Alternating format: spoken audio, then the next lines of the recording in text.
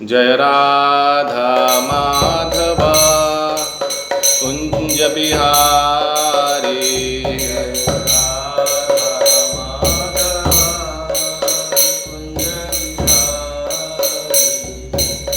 गोपीजन वल्लभ गिरिवरधारी।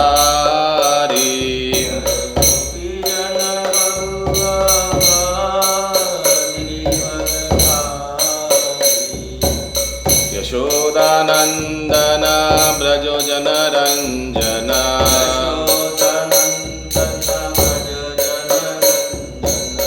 यमुना तीरा वनचारी।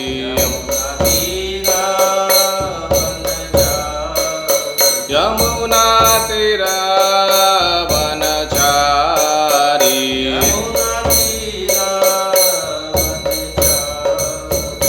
जय राधा माधव कुंज बिहारी।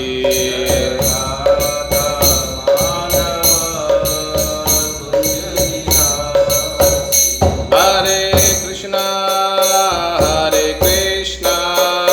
कृष्णा कृष्णा हरे हरे, हरे राम राम राम हरे हरे।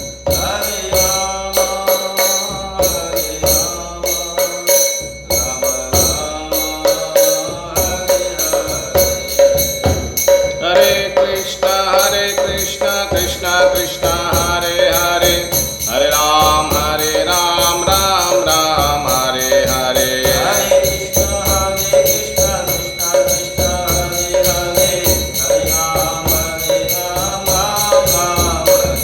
हरे कृष्णा कृष्णा कृष्णा हरे हरे, हरे राम राम राम हरे हरे।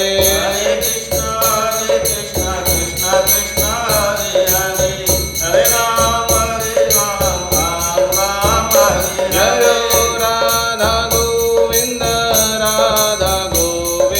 राधे।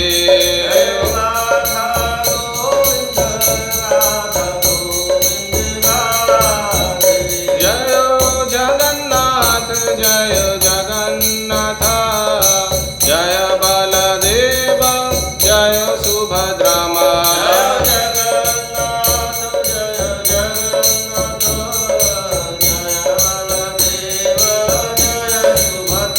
जय गौरनिताय पतित पावन गौरनिताय।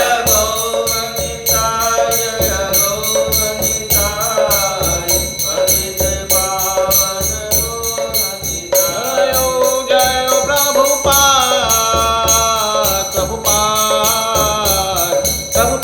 जय जय प्रभुपाद।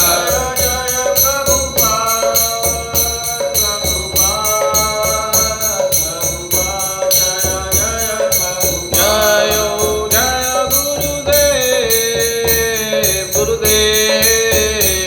गुरुदेव जय जय गुरुदेव।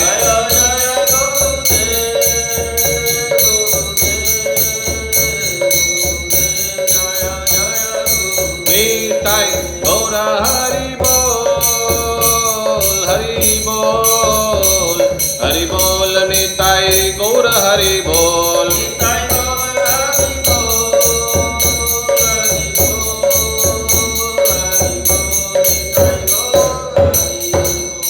निताय गौर शीतनाथ प्रेमानंदे हरि हरि बोल।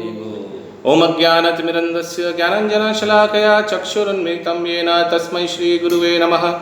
श्रीचैतन्यमनोभीष्टं स्थापितं येन भूतले स्वयं रूप कदा मह्यं ददाति स्वपदान्तिकं। वन्देऽहं श्रीगुरु श्रीयुतापदकमलं श्रीगुरून् वैष्णवांश्च।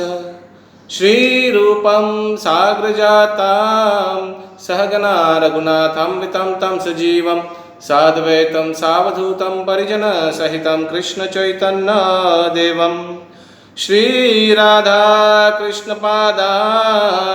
सहगना ललिता श्रीविशाखान्वितांश्च नमो विष्णुपादाय कृष्णपृष्ठाय भूतले श्रीमते भक्तिवेदांत स्वामिनिति नामिने नमस्ते सरस्वते देवे गौरवाणी प्रचारिणे निर्विशेष शून्यवादी पाश्चात्यदेशतारिणे हे कृष्ण करुणा सिंधु दीनबंधु जगत्पते गोपेशा गोपिका कांतो राधा कांतो नमस्तुते तप्त कांचन गौरांगी श्रीराधे वृंदावनेश्वरी वृषभानुस्तुते देवी प्रणमामि हरिप्रिये नमो महावदन्नाय कृष्ण प्रेम प्रदायते कृष्णाय कृष्ण चैतन्य नाम्ने गौरतृषे नमो नीलाचल निवासाय नित्याय परमात्मने बलभद्र सुभद्राभ्यां जगन्नाथाय ते नमः।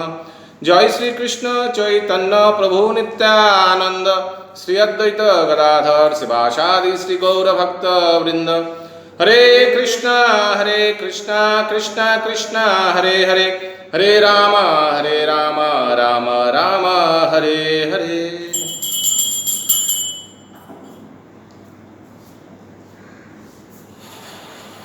हरे कृष्णा। सभी भक्तों को स्वागत है आज के भागवतम क्लास में। हिज ग्रेस मोहन प्रभु ट्रैवलिंग कर रहे हैं, सो प्रभु ने आदेश दिया है आज का भागवतम क्लास कराने के लिए।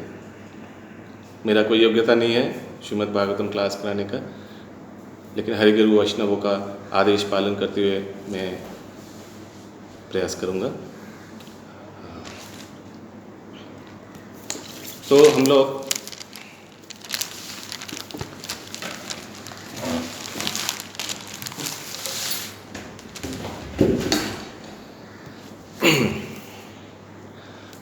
हम लोग आज श्रीमद् भागवतम का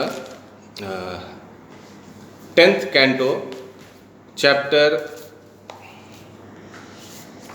68 श्लोका नंबर 45 से आज होगा। 45 से एक बार चेक कर लीजिए तो 10th canto chapter number 68 text number 47। Just moment লিবুলিন ওই যেখানে জিনিসপত্রগুলো রাখে আমার অফিসে ওর মধ্যে আছে। হাতুড়ি বাতুড়ি রাখে না আমার অফিসে, আমার অফিসে ডেস্ক আছে নিচে, যেখানে হাতুড়ি বাতুড়ি রাখে ওর মধ্যে বাক্সে লিবুলিন আছে, দিয়ে দাও।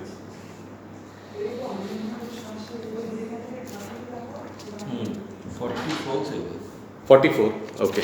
तो श्लोका नंबर 44 से हम लोग आज स्टार्ट करेंगे। ओम नमो भगवते वासुदेवाय। ओम नमो भगवते वासुदेवाय। ओम नमो भगवते वासुदेवाय। नारायणं नमस्कृत्य नरं चैव नरोत्तमं देवीं सरस्वतीं व्यासं ततो जयामुदीरयेत्। नष्टप्रायसु भद्रेषु नित्यं भागवत सेवया भगवती उत्तमा श्लोके भक्ति भवति नैष्टिकी। कृष्णाय वासुदेवाय देवकी नंदनाय च नंदगोपकुमाराय गोविंदाय नमो नमः। मूकं करोति वाचालं पंगुलंघयते गिरिं यत्कृपातमहं वन्दे श्रीगुरु दीनतारिणं श्रीचैतन्य ईश्वरं परमानन्दमाधवम्। Hare Krishna. Shloka number 44 10th canto chapter 68 shloka number 44। Ram Ram अखिलाधारा प्रभावं न विदामते मुधानां न कुबुद्धीनां शांतुम अर्हसि अतिक्रमाम। ट्रांसलेशन। प्रभु ने कहा, हे राम, हे सर्वाधार राम, हम आपकी शक्ति के बारे में कुछ भी नहीं जानते। कृपया हमारा अपराध क्षमा कर दें, क्योंकि हम अज्ञानी हैं तथा बहकावे में आ गए थे। हाँ, तो हम लोग देख सकते हैं कि जब बलराम जी गुस्सा किया तो कैसा कौरवों का जो मूड था पूरा चेंज हो गया। इसके जस्ट कुछ ही श्लोक पूर्व हम लोग देख सकते हैं। श्लोक नंबर 22 23 में हम देख सकते हैं कि कैसे कौरवों कैसे बलराम जी को पहले तो उनको वेलकम करने के लिए बेट भेजा, सब गिफ्ट्स भेजा। और जब बलराम जी ने आदेश दिया कि सांबा को रिलीज़ किया जाए, सांबा और लक्ष्मणा को तुरंत रिलीज़ किया जाए, तो कौरवों ने देखिए कैसा रिप्लाई दिया। जैसे कौरव ने बोला कि ये वृष्णि लोग जो है ये ऐसा आचरण कर रहे जैसे जूता, पैरों में जो जूता रहता है वो अगर सर पे चढ़ जाए,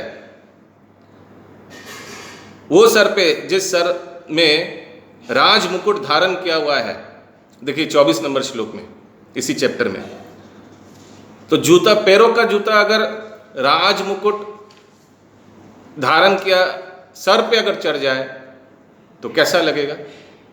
ठीक वैसे ही वृष्णि लोग बिहेव कर रहे हैं। वो लोग हम लोग को आदेश दे रहा है छोड़ने के लिए, सांबा और लक्ष्मणा को। उनका इतना क्षमता, आस्पर्धा। फिर बाद में हम लोग देखते हैं कि बलराम जी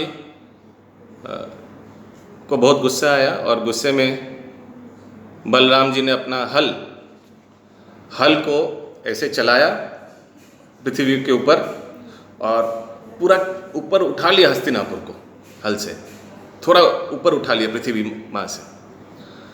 और फिर कौरवों को होश में आया। कौरव को पता चला कि अरे हम लोग क्या किया, बलराम जी को हम लोग गुस्सा दिला रहे हैं। तो यहाँ हम लोग देखते हैं श्लोक में 44 नंबर श्लोक में तुरंत कौरव लोग बोल रहे हैं कि हम लोग को क्षमा कर दे, हम लोग अज्ञान में थे और हम लोग मिसगाइडेड हो गए। हाँ, वो बाद में आएगा, सांबा और लक्ष्मणा को आगे लेकर आया। कौन सा श्लोक में है, कितना नंबर श्लोक में? 43 में। हाँ ओके, पिछले श्लोक में कौरव ने क्या किया, कौरव ने सांबा और लक्ष्मणा को सामने रख के फिर ये निवेदन किया कि हम क्षमा कर दे हम लोगों को। इसलिए सांबा और लक्ष्मणा को सामने रखा कि उनको देख करके बलराम जी का गुस्सा ऑलरेडी ठंडा हो जाएगा, क्योंकि उन्होंने आया तो इसीलिए, द्वारिका से आया किस लिए, सांबा और लक्ष्मणा को वापस ले जाने के लिए। तो इसीलिए पहले से ही सांबा और लक्ष्मणा को सामने रख दिया कौरवों ने और फिर ये रिक्वेस्ट किया। हाँ ओके, तो अगला श्लोक में प्रवेश करते हैं। श्लोक नंबर 45। स्थिति उत्पत्ति अप्यायानं त्वम् एको हेतुर निराश्रया लोको क्रीडान नकन ईशा क्रीडा तस्ते वदन्ति ही। ट्रांसलेशन। आप अकेले जगत का सृजन, पालन तथा संहार करते हैं और आपका कोई पूर्व हेतु कारण नहीं है। दरअसल हे प्रभु, विद्वानों का कहना है कि जब आप अपनी लीलाएं करते हैं तो सारे संसार आपके खिलौने जैसे होते हैं। तो अभी भगवान जी को स्तुति कर रहे हैं शांत कराने के लिए। तो प्रार्थना में भी कुछ कंटेंट्स होते हैं। प्रेयर्स कंटेंट ग्लोरिफिकेशन या स्तुति, और प्रार्थना में अपना निवेदन भी हम लोग करते हैं प्रार्थना करते वक्त। तो ग्लोरिफिकेशन एंड जो आपका निवेदन है, आपका जो एप्लीकेशन है, these two things consist in prayers. Prayers में ये दो चीज़ रहता है। तो पहला 44 नंबर श्लोक में तो अपना एप्लीकेशन डाला कौरवों ने कि हमको क्षमा कर दे, हम लोग होश में नहीं थे, हम लोग इग्नोरेंट और मिसगाइडेड हो गए। और इस श्लोक में हम लोग देख सकते हैं भगवान का स्तुति कर रहे हैं, ग्लोरिफिकेशन। तो बलराम जी को बोल रहे हैं कि आप, ये आपके द्वारा सृष्टि, स्थिति और प्रलय होता है और आप सर्व कारण के कारणम हैं। और जो जो अथॉरिटीज़ है वो बोल रहे हैं कि ये जो जड़ जगत है ये आपका खेलने का चीज़ है, आपके लिए एक खिलौना जैसा है। और अब अभी हम लोग देखा कैसे इस जड़ जगत को, कैसे पृथ्वी को भगवान ने, बलराम जी ने हल चलाकर इसको उठा दिया। तो ये आपके लिए एक खेल जैसा है, नो बिग डील। तो ऐसे भगवान को प्रसन्न करने का प्रयास कर रहा है स्तुति करके कौरव। अगला श्लोक नंबर 46। त्वामेव मूर्धन्यम् अनंत लीलाय भूमंडलम बिभर्षि सहस्रमूर्धान् अन्ते च यस्वात्म निरुद्ध विश्व शेषे अद्वितीय परिशिष्यमाणः। हे हजार सिरों वाले अनंत, आप अपनी लीला के रूप में इस भूमंडल को अपने एक सिर पर धारण करते हैं। संहार के समय आप सारे ब्रह्मांड को अपने शरीर के भीतर लीन कर लेते हैं और अकेले बचकर विश्राम करने के लिए लेट जाते हैं। तो इस श्लोक में हम लोग देखते हैं कि भगवान कारुण्यदक्षाय विष्णु या महाविष्णु के बारे में बता रहे हैं कि कैसे अनंत शेष भगवान शंकरशन ये पूरा जो ब्रह्मांड है इनको अपना सर पे धारण करते हैं। You carry this earthly globe upon one of your head. और जब प्रलय का समय आता है तो भगवान इनहेल करते हैं और जितना कॉस्मिक मैनिफेस्टेशन है, जितना ब्रह्मांड है, सब भगवान के शरीर में प्रवेश करते हैं और भगवान निद्रा में शयन करते हैं। इसके बाद तो सृष्टि और प्रलय भगवान का एक्सलेशन और इनहेलेशन जैसा है, सांस छोड़ना, ब्रीद आउट और ब्रीद इन जैसा है। तो कोई बड़ा बात नहीं भगवान के लिए, जस्ट नॉर्मल है। और हम लोग के लिए सृष्टि और प्रलय कितना इम्पोर्टेंट चीज़ है। सृष्टि के समय पूरा जीव प्रकट होता है और प्रलय के समय, महाप्रलय के समय कितना डिस्ट्रक्शन। और भगवान के लिए कोई, भगवान को पता ही नहीं चल रहा है, नॉर्मल बाय डिफॉल्ट भगवान ब्रीदिंग ब्रीद आउट कर रहा है, ब्रीद इन ब्रीद आउट। तो ये बोलकर कौरव बलराम जी को शांत करा रहे हैं। अगला श्लोक, श्लोक नंबर 47। कोपस्ते अखिला शिक्षार्थम ना द्वेषान्ना च मत्सरात् बिभ्रातो भगवान सत्वम स्थिति पालन तत्परः। आपका क्रोध हर एक को शिक्षा देने के निमित्त है, यह घृणा या देश की अभिव्यक्ति नहीं है। हे परमेश्वर, आप शुद्ध सत्वगुण को धारण करते हैं और इस जगत को बनाए रखने तथा इसकी रक्षा करने के लिए ही क्रुद्ध होते हैं। देखिए, तो बलराम जी को पूरा एकदम उन लोग एक जुरिस्डिक्शन में लाने का प्रयास कर रहा है। बता रहे कि आपका जो क्रोध है, आप जो क्रोध कर रहे हैं, ये सिर्फ शिक्षा देने के लिए है। तो हम लोग को शिक्षा मिल चुका है। उसीलिए देखिए, हम बता रहे कि हम लोग गलती हो गया, हम लोग अज्ञान में थे, हम लोग को शिक्षा मिल चुका है। बलराम जी, आपका जो ये क्रोध है, ये कोई घृणा या ईर्ष्या के वजह से नहीं होता है। ये जब शिक्षा देने के लिए है जीव को, तो हम लोग को शिक्षा मिल चुका है। और आप हमेशा शुद्ध सत्वगुण में रहते हैं, तो शुद्ध सत्वगुण में तो आप हम लोग को मारेंगे नहीं, तिरस्कार नहीं करेंगे। तो देखिए, एक भगवान बलराम जी को एक गंडी में, एक जुरिस्डिक्शन में लाने का प्रयास कर रहे हैं कि भगवान शांत हो जाए और ज़्यादा कुछ ना कर बैठे। और फिर बताते हैं कि आप जो गुस्सा होता है तो सिर्फ प्रोटेक्शन के लिए और मेंटेनेंस के लिए, अपना रिवेंज के लिए गुस्से में वो आप नहीं करते। आप तो शुद्ध सत्वगुण में रहते हैं हमेशा। हाँ, आप कुछ बोल रहे थे? हाँ, ओके। तो ट्रांसलेशन में The Kurus admit that Lord Balram's anger was entirely appropriate and in fact was meant for their benefit. और नहीं, translation English में no problem. As Vishwanath Chakravarti puts it, the Kurus meant to say, because you exhibited this anger, we have now become civilized. हाँ, तो विश्वनाथ चक्रवर्ती ठाकुर श्रीपाद बता रहे हैं कि कौरव यहाँ बताना चाह रहे हैं बलराम जी को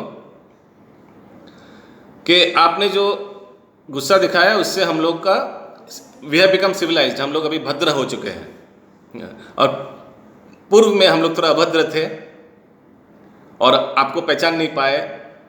हम लोग अपने मद से, अपने प्राइड से हम लोग अंधे हो गए थे, लेकिन अभी हम लोग होश में आ गए हैं। तो अभी आप यहीं शांत हो सकते हैं, अभी यहीं स्टॉप कर सकते हैं आपका जो लीला है। 48 नंबर श्लोक।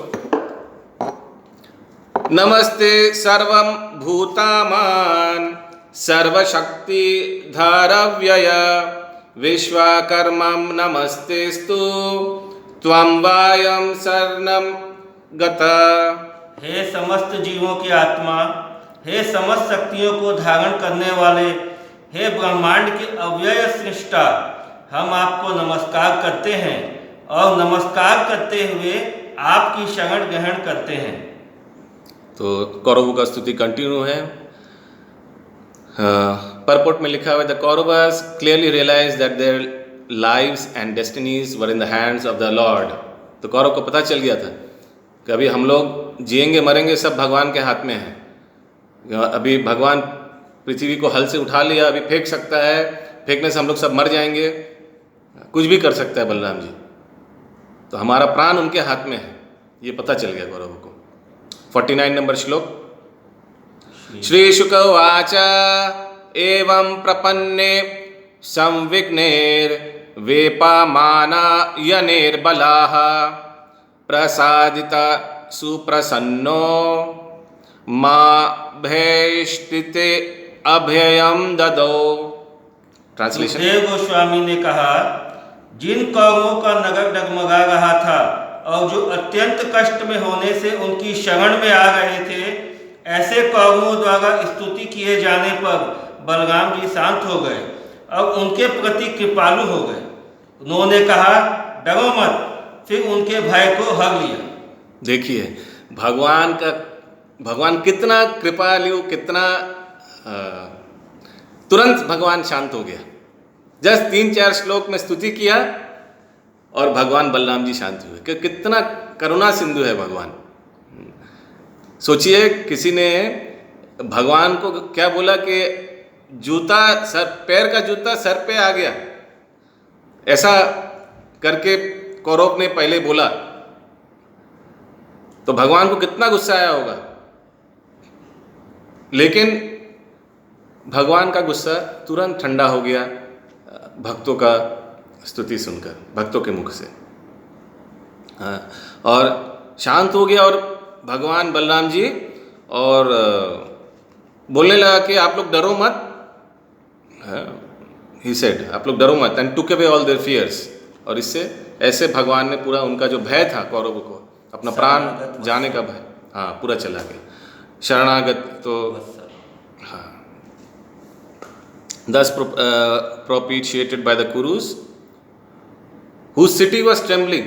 तो पूरा जो नगर था हस्तिनापुर, वो वाइब्रेट हो रहा था, ट्रेम्बल हो रहा था। जैसे कभी अर्थक्वेक होने से, जैसे भूकंप होने से ट्रेम्बल होता है, वैसे हो रहा था बलराम जी के गुस्से से। वो हल से जो बलराम जी उठा लिया था शहर को, हस्तिनापुर को। और Lord Balram became very calm and kindly disposed toward them.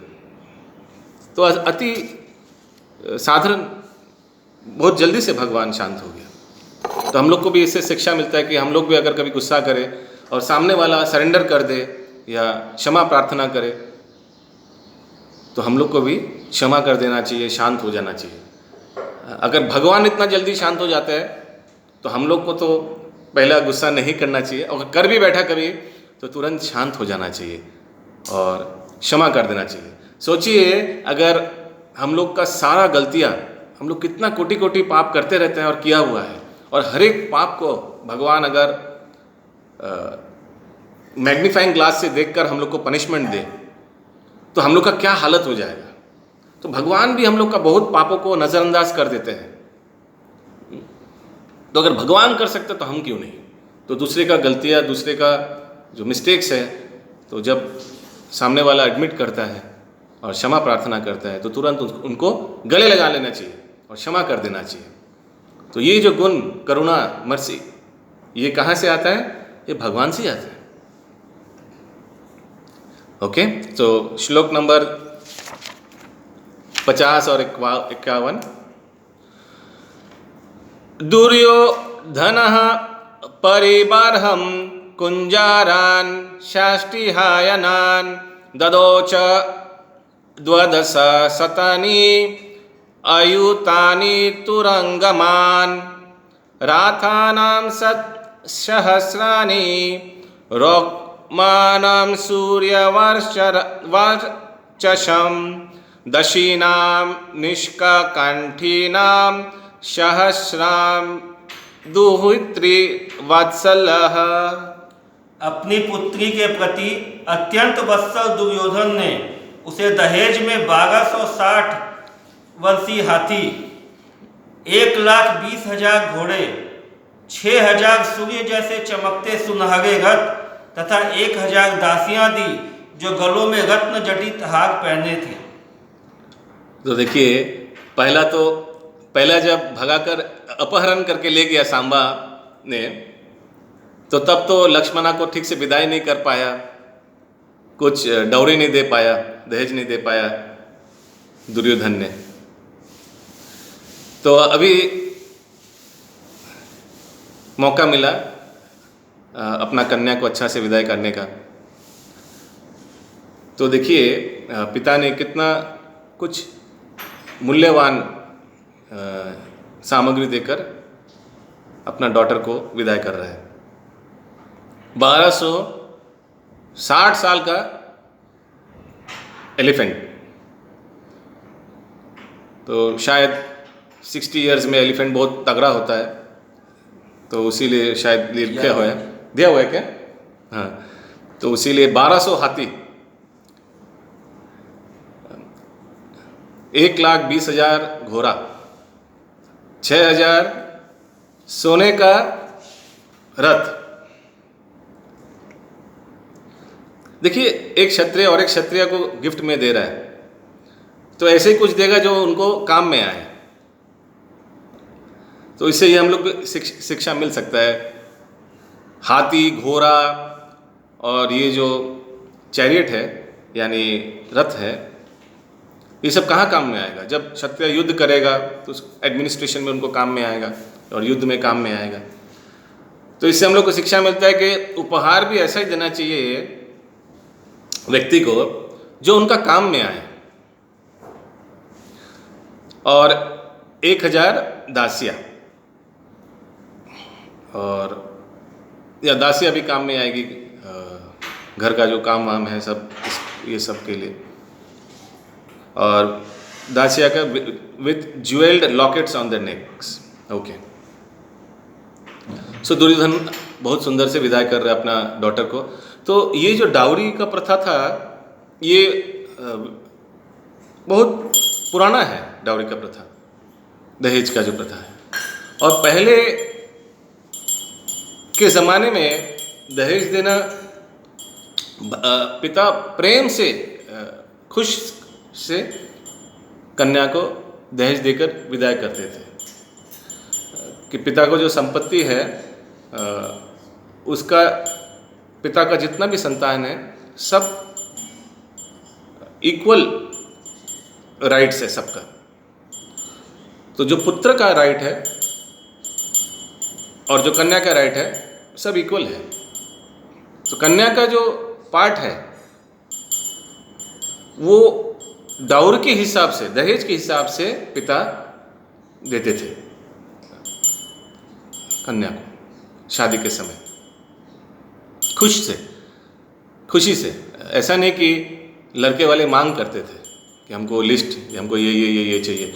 तो कलयुग में तो इसका पूरा विकृत रूप ले लिया डाउरी का, और हम लोग देखते हैं कि संसार में कैसे टॉर्चर करते हैं डाउरी के लिए इन लॉज कन्या को। तो ये विकृत रूप हो गया। अगला श्लोक, श्लोक नंबर 52।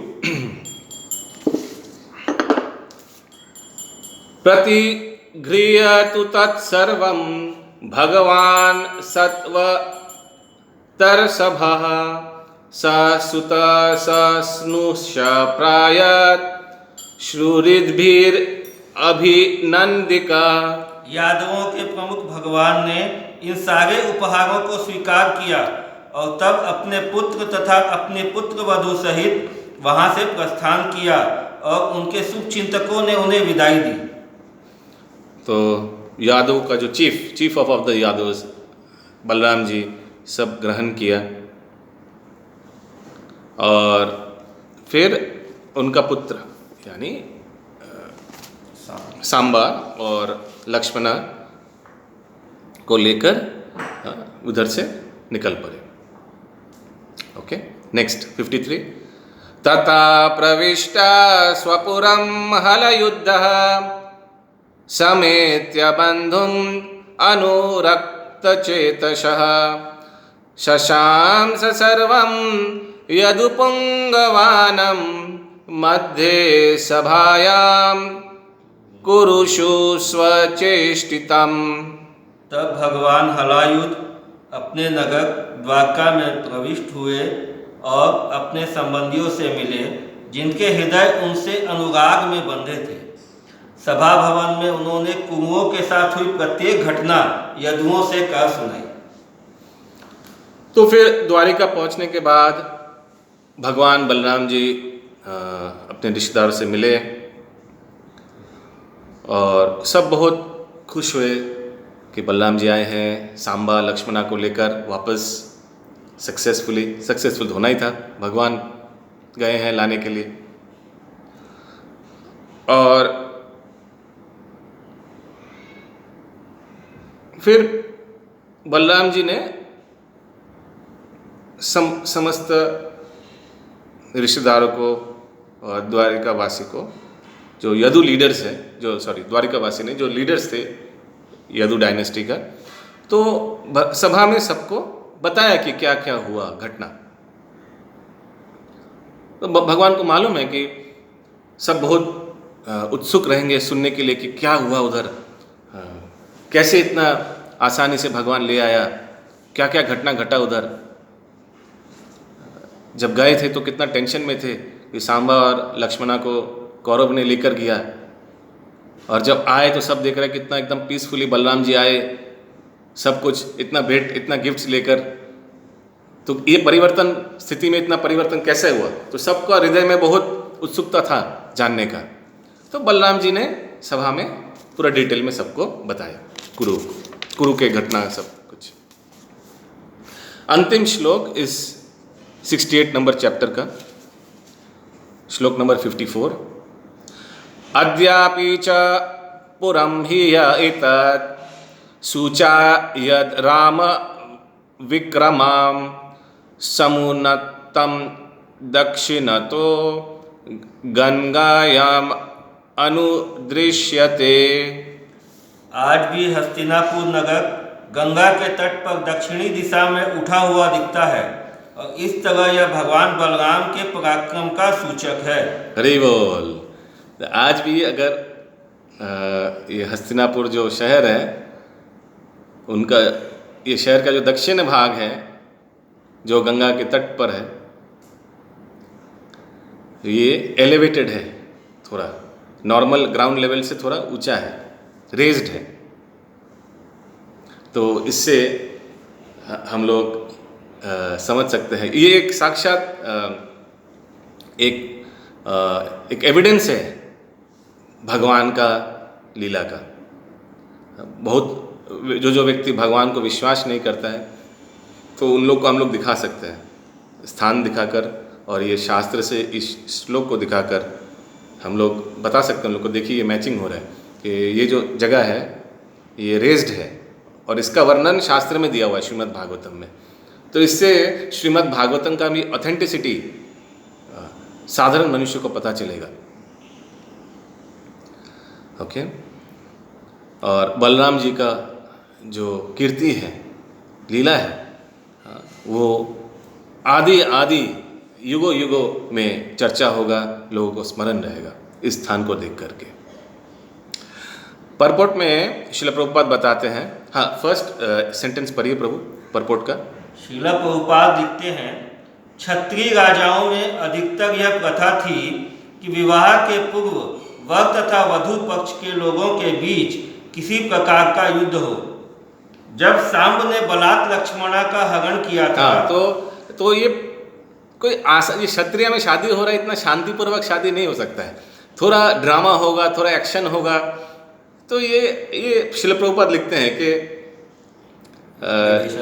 हाँ, तो ये ट्रेडिशन था, दोनों पक्ष में थोड़ा झमेला होगा, ये ट्रेडिशन था। तो हम लोग आजकल चाहते हैं कि शादी बहुत शांत से हो जाए, किसी तरह कुछ रुकावट ना आए, हाँ, कोई विघ्न ना आए, हाँ, बहुत चुपचाप से, मैंने मुंह बहुत स्पेशली जो कन्या पक्ष है वो बहुत सोच समझ के मुंह खोलता है कि जो लड़का का जो साइड है वो गुस्सा ना हो जाए और कुछ उन लोग को बुरा ना लगे, रूठ ना दे, क्योंकि कुछ होने से शादी कैंसिल हो जाएगा। तो इतना कुछ हम लोग आजकल के दिन सोच कर फिर बहुत कुछ एवरीथिंग गोज परफेक्टली देर फिर एक शादी होता है। लेकिन उन समय जो क्षत्रिय परिवार, 2 क्षत्रिय परिवार में शादी होता था, तो कुछ ना कुछ तो ड्रामा होगा ही होगा, इतना आसानी से नहीं होगा। तो ये श्रील प्रभुपाद लिखते हैं। हाँ, फिर कंटिन्यू, सांबा कंटिन्यू कीजिए प्रभु। जब सांब ने बलात् लक्ष्मणा का हरण किया था, तब कुरुवंश के प्रौढ़ सदस्य यह देखकर प्रसन्न हुए थे कि वह सचमुच उसके योग्य वर था। फिर भी व्यक्तिगत शक्ति को परखने के सांबा ने बलपूर्वक भरी सभा में अपहरण किया लक्ष्मणा को। तो कुरुस थे, तो उन लोग को अच्छा लगा ये देख करके, सीनियर्स थे, जो बुजुर्ग थे, वरिष्ठ थे कुरुस में, तो उन लोग को अच्छा लगा कि हाँ, अच्छा हम लोग को पात्र मिला, एक परफेक्ट क्षत्रिय पात्र मिला। सबके सामने अपना हमारा कन्या लक्ष्मणा को अपहरण करके ले गया, हम लोग कुछ कर नहीं पाए, यही हमारा लक्ष्मणा को ख्याल रख सकता है। तो इन लोग को लगा हुआ है ऐसे, डिडंट माइंड, उन लोग को बुरा नहीं लगा। फिर भी व्यक्तिगत शक्ति को परखने के लिए उन्होंने उससे युद्ध किया और युद्ध के नियमों का अनादर करते हुए उसे बंदी बना लिया। तो व्यक्तिगत शक्ति को परखने के लिए, जस्ट टू टेस्ट कि कितना शक्तिशाली है, देखे थोड़ा, तो उसीलिए उन लोग जाकर युद्ध किया और उनको लेकर आया बंदी बनाकर। जब यदुवंश ने सांब को कौरवों के बंधन से मुक्त कराने का निश्चय किया, तो स्वयं बलराम जी समझौता कराने आए। वे एक बलशाली क्षत्रिय थे, अतएव उन्होंने कौरवों को तत्काल ही सांब को मुक्त करने का आदेश दिया। एक सेकंड, तो जब यदु को पता चला कि कौरव ने सांबा और लक्ष्मणा को वापस ले गया, तो हम लोग को मालूम है कि बलराम जी आए वापस लेने के लिए, और बलराम जी आकर जो ऑर्डर दिया, बलराम जी को तो पहले उन लोग बहुत अच्छा से वेलकम किया जब पता चला कि बलराम जी आए हैं, और बलराम जी बोला थैंक यू, और आप लोग तुरंत सांबा और लक्ष्मणा को रिलीज़ कीजिए, महाराज उग्रसेन का ये आदेश है, और नहीं तो उनको बहुत बुरा लगेगा, तो तुरंत आप लोग रिलीज़ कीजिए। तो ऐसा जब ऑर्डर सुना, तब कुरुस को अच्छा नहीं लगा। सो ये एक गुण था क्षत्रियों में कि they can not take orders, they can not, ये उन लोग को ये अच्छा नहीं लगता है। और जब अच्छा नहीं लगा तो उन लोग भी बहुत कमेंट्स किया वृष्णियों के ऊपर, बलराम जी के ऊपर, और फिर हम लोग देखते क्या हुआ जो घटना। इस आदेश से कौरवों ने स्वयं को बाहरी तौर पर अपमानित समझा, अतः उन्होंने बलराम की शक्ति को चुनौती दे दी। वे केवल इतना चाहते थे कि बलराम अपनी अचिंत्य शक्ति का प्रदर्शन करें। इस प्रकार अति प्रसन्नता पूर्वक उन्होंने अपनी कन्या शांब को दे दी और सारा मामला तय हो गया। तो कौरव भी चाहते थे कि बलराम जी अपना अचिंत्य शक्ति प्रदर्शन करें, थोड़ा देखने को मिले, कुछ ड्रामा हो। तो ये क्षत्रिय खून में ये क्वालिटी है, they want to see action, they want to be involve in action, action में इन्वॉल्व भी होना चाहते हैं, देखना भी चाहते हैं। कोई चीज़ शांत पूर्वक हो ये अच्छा नहीं लगता उन लोगों को। एनीवेज, फिर Duryodhana being affectionate towards his daughter Lakshmana had her married to Samba in great pomp. तो अंत में दुर्योधन बहुत सुंदर से अपना कन्या को विदाई किया। और फिर क्या लिखा है, बलराम विजयी होकर बलराम जी द्वारका पहुँचे, जहाँ उनकी भेंट अनेक नागरिकों से हुई। वे सभी उनके भक्त तथा मित्र थे। जब वे सब एकत्र हो गए तो बलराम जी ने विवाह की सारी कथा कह सुनाई। यह सुनकर चकित थे कि बलराम ने किस तरह हस्तिनापुर को कंपित कर दिया। ये हम लोग श्रवण किया है थोड़ा आगे। तो दस एंड्स द परपोर्ट। तो इस चैप्टर यही खत्म होता है। हम लोग अगला चैप्टर में प्रवेश करते हैं, chapter number 69, canto 10 chapter number 69। Narad मुनि द्वारा द्वारका में भगवान कृष्ण के महलों को देखना। Narada visits Krishna's palaces. So पहला श्लोक 1 to 6, 6 श्लोक है एक साथ। मैं रिपीट करूं कैसे? नहीं, let me just read it through out, then you can read translation. Shri Shuka उवाच नरकं निहितं श्रुत्वा तथो द्वाहं च योषितं कृष्णैकेन बहवीनां तद्दिक्रुक्षु स्म नारदः चित्रं बत तद् एकेन वपुषा युगपट् पृथक् गृहेषु द्वस्तसहस्रां स्त्रिय एक उदावहात् इत्युक्तो शुको द्वारावतीं देवर्षिर्द्रष्टुम् आगमात् पुष्पितो पवनराम द्विजलीकुलु नदितम् उत्फुल्लेन्द्रि वरं भोज कहलरा कुमुदोत्पले चूरितेषु सरशुचे कूजी तम हंस शहर शरशे प्रसाद लक्षिर्नावभिर्जुष्टं स्फटिक राजते महामारा कटाप्रके स्वर्णरत्न परिच्छदे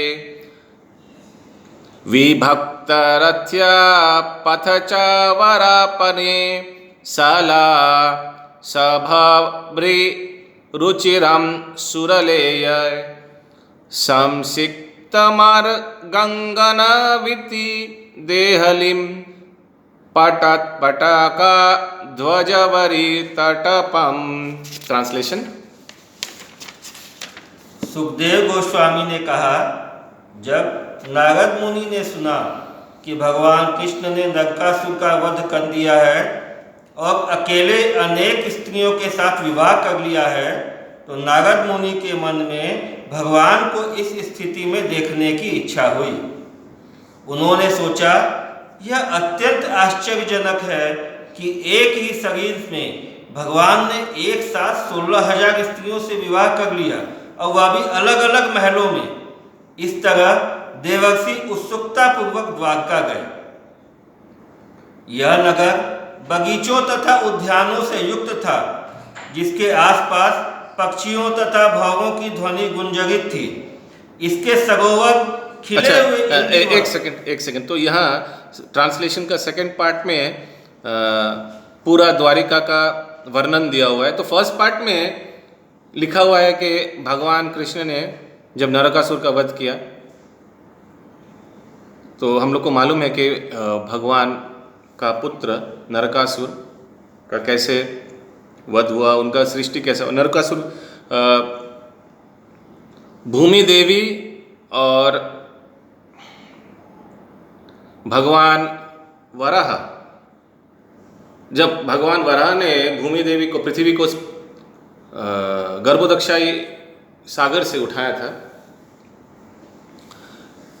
जो हिरण्याक्ष ने पृथ्वी माँ को गिरा दिया था गर्भोदकशाही सागर में, तो और भगवान वराह आकर वराह रूप लेकर अपना दांत से उनको उठाया ऊपर, तो उस स्पर्श से भूमि देवी गॉट इम्प्रेग्नेटेड, गर्भ धारण किया, और जो संतान उत्पत्ति हुआ वो नरकासुर था। तो नरकासुर असंगत के वजह से वो उनमें आसुरिक प्रवृत्ति आया, उनका संगत बाणासुर से हुआ और उसी से वो भी असुर बन गए। तो इससे हम लोग को पता चलता है कि अगर जैसा रंग वैसा संग ना, जैसा संग वैसा रंग। हाँ, तो जिनका संगत खराब होता है तो बाद में वो व्यक्ति भी खराब हो जाता है, और जिनका संगत साधु से होता है वो व्यक्ति भी साधु ही बन जाता है। तो ये नरकासुर को वध करने के बाद भगवान ने 16,000 पटरानी 16,000 रानी से शादी किया, उनको पटरानी बनाए द्वारिका में, और अलग अलग महल बना दिया सबके लिए। तो नारद मुनि का इच्छा था कि ये देखने लायक है कि कैसे हम लोग देखते कलयुग में एक व्यक्ति एक स्त्री को संभाल नहीं सकते हैं, और कैसे भगवान 16,000 स्त्रियों को संभाल रहे हैं। तो नारद मुनि को बहुत इच्छा हुआ भगवान को इस परिस्थिति में देखने का, दर्शन करने का। तो यहाँ लिखा हुआ, it is quite amazing that in a single body Lord Krishna simultaneously married 16,000 women। तो उसीलिए नारद मुनि ने द्वारिका गया। और सेकंड पार्ट में कंटिन्यू प्लीज, ट्रांसलेशन। यह नगर बगीचों तथा उद्यानों से युक्त था, जिसके आसपास पक्षियों तथा भौरों की ध्वनि गुंजरित थी। इसके सरोवर खिले हुए इंदिवर, अम्भोज, कलार, कुमुद तथा उत्पल से भरे हुए थे। तो हम लोग देख सकते हैं द्वारिका कितना सुंदर शहर था, एकदम मॉडर्न सिटी, और हंसों तथा सारसों की बोलियों से गुंजायमान थे। द्वारका को 9 लाख राजमहलों के होने का गर्व था।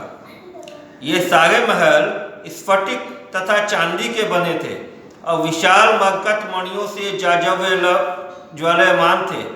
इस महलों के भीतर साज सामान पर सोने तथा रत्नों की सजावट थी। यातायात के लिए व्यवस्थित गलियां, सड़कें, चौराहे तथा बाजार थे, और इस मनोहर नगर में अनेक सभा भवन तथा देव मंदिर शोभा को बढ़ाने वाले थे। सड़कें, आंगन, व्यापारिक मार्ग तथा घरों के आंगन जल से सींचे हुए थे, और लट्ठों से लहरा गए झंडों से सूर्य की गर्मी से छाया पा गए थे। एकदम लेटेस्ट फैसिलिटीज, एमिनिटीज, वैसा सिटी है। क्या टियर 1 टियर 2 सिटी, जो सबसे श्रेष्ठ सिटी हो तो क्या टियर 1 में आता है ना, उससे भी smart city, yes, smart city जैसा था द्वारका। और 9 लाख राज। हाँ, और तात्पर्य में श्रील प्रभुपाद बताते हैं, या पहले पढ़िए। लीला पुरुषोत्तम भगवान श्री कृष्ण में श्रील प्रभुपाद ने द्वारका नगरी का सुंदर वर्णन इस प्रकार किया है। इस विषय में कि श्री कृष्ण अनेक पत्नियों के साथ किस तरह गृहस्थी चला गए हैं, जिज्ञासा होने के कारण नारद जी को इन लीलाओं के दर्शन करने की इच्छा हुई। अतएव वे श्री कृष्ण के विभिन्न घरों को देखने चल पड़े।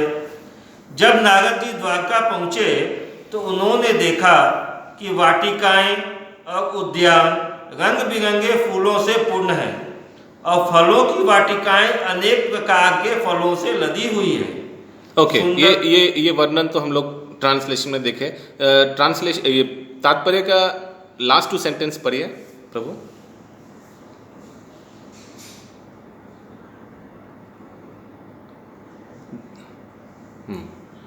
प्रत्येक मार्ग के दोनों ओर झाड़ियां तथा समान अंतर पर बड़े बड़े वृक्ष थे, हाँ, तो जो छाया प्रदान करते थे ताकि पथिकों को धूप से कष्ट न हो। तो हम लोग भी देखते हैं कि जो अच्छा अच्छा जगह है, जैसे रेड रोड में हम लोग देख सकते हैं, रेड रोड में कलकत्ता में, कि एकदम सुंदर सुंदर वृक्ष, बड़ा बड़ा वृक्ष इक्विडिस्टेंट में लगा हुआ है।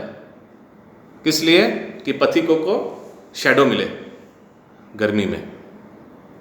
और ये गुजरात द्वारिका तो उधर काफ़ी हॉट एरिया है,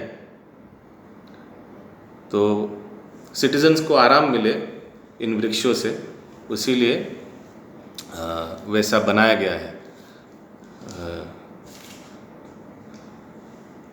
तो जो अच्छा जहाँ गवर्नेंस होता है वहाँ सिटीजन्स का ख्याल रखा जाता है, और ये सब छोटा छोटा चीज़ सरकार प्रयास करता है अपना नागरिकों को देने के लिए। और क्या लिखा है, बहुत साइड पढ़िए। प्रत्येक मार्ग के दोनों ओर झाड़ियां तथा समान अंतर पर बड़े बड़े वृक्ष थे, जो छाया प्रदान करते थे ताकि पथिकों को धूप से कष्ट न हो।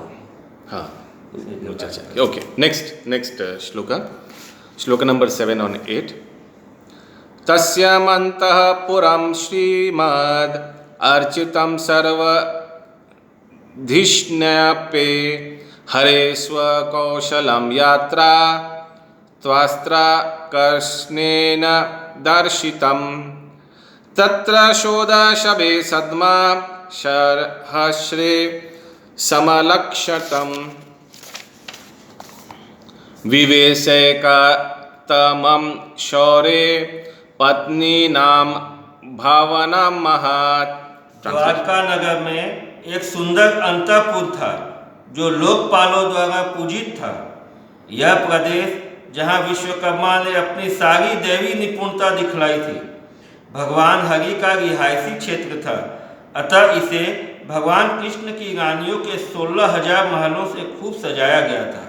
नारद मुनि इन्हीं विशाल महलों में से एक में प्रविष्ट हुए। तो ये द्वारिका शहर में एक, यहाँ इंग्लिश में लिखा हुआ है प्राइवेट क्वार्टर, एक जैसे एक अलग सा एक रेसिडेंशियल कॉम्प्लेक्स जैसा था, एक अलग सा क्वार्टर, प्राइवेट क्वार्टर लिखा है। और वहाँ जितना भी लोकपाल है, प्लैनेटरी रूलर्स, तो सब आकर पूजने आते थे भगवान का वो निवास स्थान को। तो भगवान कोई एक फ्लैट में नहीं रहते थे, या भगवान का अपना रेसिडेंशियल जो कॉम्प्लेक्स वो अलग था। और ये रेसिडेंशियल कॉम्प्लेक्स, ये प्राइवेट जो क्वार्टर है भगवान का, हिंदी में क्या लिखा है इसका? महल, रिहायशी क्षेत्र, उनका खुद का रिहायशी जगह, उनके रहने की जगह। तो ये स्वयं किसने निर्माण किया? स्वयं विश्वकर्मा ने निर्माण किया। और had shown all his was the residential area of Lord Hari and thus was gorgeously decorated by 16,000 palaces of Lord Krishna's queens। और उसमें 16,000 अलग अलग महल था उस नगरी में। द्वारिका में उस प्राइवेट क्वार्टर में 16,000 अलग अलग महल था, 16,000 रानियों के लिए। और किसी एक में, उनमें से किसी एक में पहले नारद मुनि ने प्रवेश किया। छोटा परपोट है, पढ़ लीजिए प्रभु। श्रीला जीव गोस्वामी इंगित करते हैं कि त्वष्टा अर्थात विश्वकर्मा ने भगवान की निपुणता प्रदर्शित की, अतः वह ऐसे सुंदर महल बना सका। श्रीला प्रभुपाद लिखते हैं, संसार के बड़े बड़े राजा तथा राजकुमार इन महलों को देखने के लिए भगवान कृष्ण की पूजा करने आते थे। इसकी शिल्प योजना देवताओं के शिल्पी स्वयं विश्वकर्मा ने बनाई थी, और इन महलों के निर्माण में उसने अपनी सारी प्रतिभा तथा कौशल का प्रदर्शन किया था। तो सारी जितना उनका स्किल्स था, सब इस महलों में निर्माण में उन्होंने लगाया। तो भक्तों को भी जितना भौतिक ज्ञान है, आर्किटेक्चरल ज्ञान, स्किल्स, इंटीरियर स्किल्स भगवान की सेवा में लगाना चाहिए। हम लोग देख सकते हैं कि हम लोग का जो मंदिर बन रहा है TOVP मायापुर में, विश्व में जितना बेस्ट स्किलफुल आर्किटेक्ट्स है उन लोग को इस सेवा में नियुक्त किया गया है। तो ये जो भौतिक ज्ञान है इसको भगवान के सेवा में लगाना, यही डिवोशनल सर्विस है। यही विश्वकर्मा जो जगन्नाथपुरी मंदिर का निर्माण किया, उन्होंने द्वारिका नगरी भी, द्वारिका में 16,000 महल भी निर्माण किया। तो कभी कभी प्रश्न उठता है भक्त लोग में कि क्या हम लोग को भौतिक पढ़ाई करना चाहिए, भौतिक ज्ञान हम लोग को सीखना चाहिए या नहीं। तो भौतिक पढ़ाई तो हम लोग को करना चाहिए, क्योंकि भौतिक डिग्रीज रहेगा तो उस डिग्री से हम लोग अच्छा नौकरी या अच्छा बिजनेस कर पाएंगे उस ज्ञान से, उसको एनकैश करके। और उस लक्ष्मी से हम लोग अपना परिवार, अपना शरीर को मेंटेन कर सकते हैं। और जो ज्ञान मिलेगा उससे हम लोग सिर्फ अपना शरीर और परिवार का शरीर मेंटेन नहीं, बट उसको भगवान के सेवा में भी उस ज्ञान को हम लोग लगा सकते हैं। हम लोग देखते हैं हम लोग का मंदिरों में, कलकत्ता मंदिर में कितना IITs हैं, IITians हैं। तो देखिए उन लोग कितना सुंदर से, जो उन लोग ज्ञान इतना बड़ा बड़ा प्रीमियर इंस्टीट्यूट से उन लोग को मिला, सीखा जिन्होंने, जो वो उन लोग भगवान की सेवा में नियुक्त कर रहे हैं। मैं उस दिन देख रहा था नेशनल ज्योग्राफी में एक डॉक्यूमेंट्री बनाया है इस्कॉन यात्रा के ऊपर। आप लोग देख सकते हैं, यूट्यूब में अवेलेबल है। इस्कॉन यात्रा के ऊपर नेशनल ज्योग्राफिक चैनल ने बनाया है, जो यात्रा, वृंदावन यात्रा होता है, जो चौपाटी मंदिर ऑर्गेनाइज करता है हर एक साल, तो उसके ऊपर डॉक्यूमेंट्री है।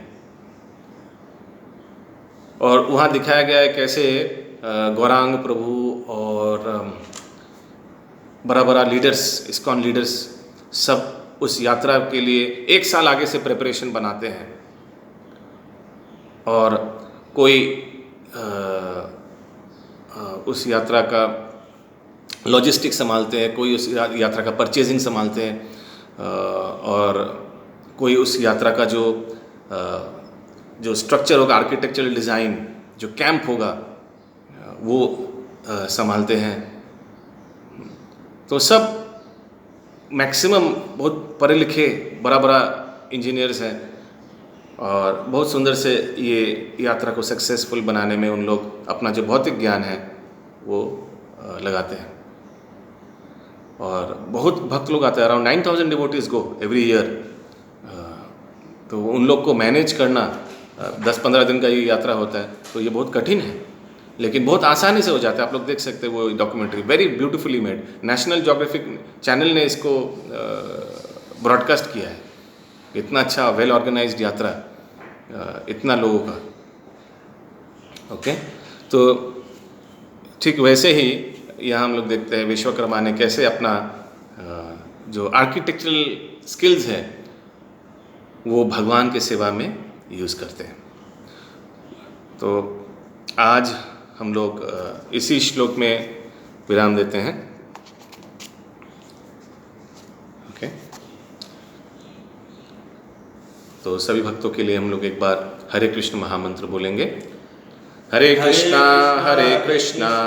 कृष्णा कृष्णा हरे हरे, हरे रामा रामा रामा हरे हरे। श्रील प्रभुपाद की जय।